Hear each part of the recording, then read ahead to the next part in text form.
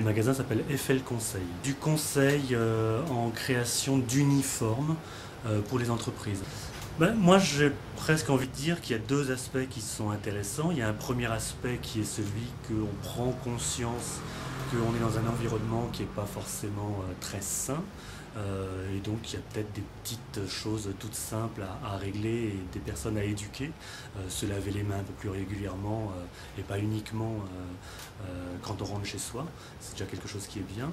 Et puis il y a un deuxième côté qui est un peu le côté énervant, qui est celui du malaise et du mal-être qui peut quand même être provoqué. On n'est pas que dans de l'éducation, on prend un peu les gens en porte-à-faux en leur disant si vous faites rien, vous serez, on sera obligé de boucler votre quartier, ce sera pire que ce qu'on a fait pour la grippe aviaire dans les campagnes anglaises.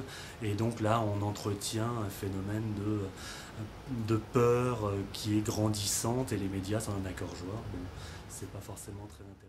L'un comme l'autre, le gérant comme moi, on est très sujet aux problèmes ORL. En permanence, toute l'année, on a des difficultés ORL. Et donc, c'est toujours soit lié à l'environnement du métro, qui est un univers confiné, avec des personnes qui vont être plus ou moins malades, ou à des environnements qui ne sont pas forcément si sains que ça. Du coup, dans le magasin, on avait déjà pris, nous, l'habitude d'avoir des produits. Ce sont ce genre de petites choses qu'on a mis un peu partout. En sortant du métro, on arrive au magasin, on se lave les mains, on se repasse un petit coup de produit et on est disponible pour accueillir les gens. Maintenant, les professionnels, pour lesquels ce n'était pas le cas, sont eux dans une problématique plus de crise, où il y a urgence, parce qu'ils savent que s'il y a déclaration de grippe chez eux, ils vont devoir peut-être fermer le magasin va être mis sous quarantaine. On ne sait pas trop quelles sont les mesures, jusqu'où les mesures peuvent aller, et on sent qu'il y a vraiment une peur qui s'est installée, qui est grandissante. Les entreprises qui nous ont demandé, pour les différents points qu'ils avaient sur le territoire, qu'on les fournisse en masques, qu'on leur trouve des masques à des prix raisonnables, de façon à ce qu'ils puissent équiper l'ensemble de leurs lieux.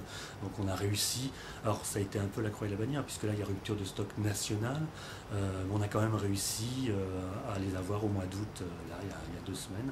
Donc on a réussi à fournir plus de 1000 masques. Enfin, on n'a pas été informé correctement, les messages ont été très, très flous, sont télescopés, n'ont pas toujours été très clairs pour les entreprises.